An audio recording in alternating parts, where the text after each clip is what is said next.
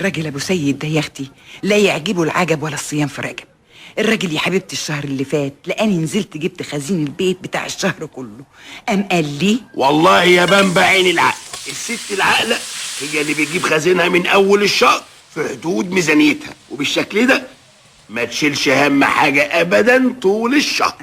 عشان تعرف يا ابو سيد انك متجوز واحده مدبره ومقتصده. عارف يا بنبع عارف، وعشان كده ابتداء من الشهر الجاي ان شاء الله هديكي الماهيه تتصرفي فيها زي ما انت عايزه، مش هاخد منك غير حق السجاير والمصاريف بتاعه المواصلات وبس. وفعلا يا اختي الشهر اللي جه وهل ما كدبش خبر، اداني الماهيه على داير المليين، وانا يا اختي رايحه على البقال فت على الاجزخانه اللي على نصة الشارع.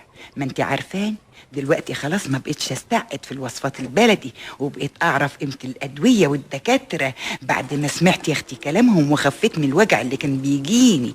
وما دام بقى يا اختي الادويه مهمه قوي كده قلت اعمل اجزخانه صغططه كده زي اللي عاملاها الست عنايات.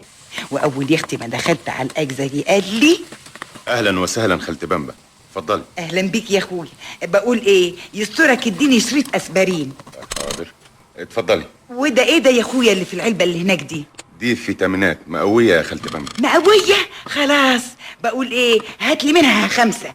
5 مرة واحدة؟ مش يا اخويا بتقول مقويه؟ احسن حاجه تقوي يا خالتي بامبا هي الاكل. ايه والفيتامينات دي بتساعد بس يا اخويا.